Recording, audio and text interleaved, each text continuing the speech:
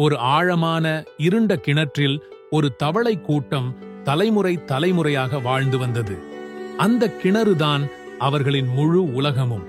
அவர்கள் நம்பினர், இதுதான் வாழ்க்கை. இந்த சுவர்களுக்கு அப்பால் எதுவும் இல்லை. ஆனால் ஒரு இளம் தவளை வித்தியாசமாக இருந்தது.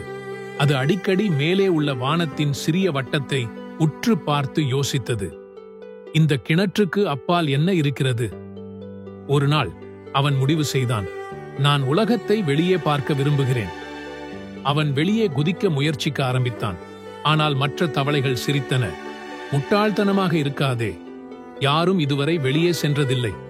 சுவர்கள் மிக உயரமாக உள்ளன, நீயே உன்னை காயப்படுத்திக் கொள்வாய். ஆனால் அந்த சின்ன தவளை கேட்கவில்லை. குதித்துக்கொண்டே இருந்தது. அவன் பலமுறை விழுந்தான். அவன் காயமடைந்தான், அவன் சோர்வடைந்தான், அவன் கேலி செய்யப்பட்டான். ஆனாலும் அவன் தனக்குள் பேசினான், நான் இந்த கிணற்றில் பிறந்தேன், ஆனால் நான் இங்கேயே நிரந்தரமாக இருக்க வேண்டும் என்று நான் விரும்பவில்லை. ஒவ்வொரு நாளும் அவன் உயரமாக குதித்தான். ஒரு நாள் எண்ணற்ற முயற்சிகளுக்குப் பிறகு ஒரு இறுதி சக்தி வாய்ந்த பாய்ச்சலுடன் அவன் உச்சியை அடைந்தான். பின்னர் அவன் உலகை கண்டான்.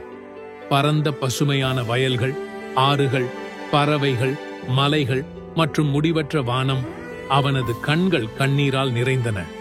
கதையின் நீதி என்னவென்றால், உங்களை காயப்படுத்தும், உங்களை கட்டுப்படுத்தும் குரல்களை கண்டுகொள்ள வேண்டாம்.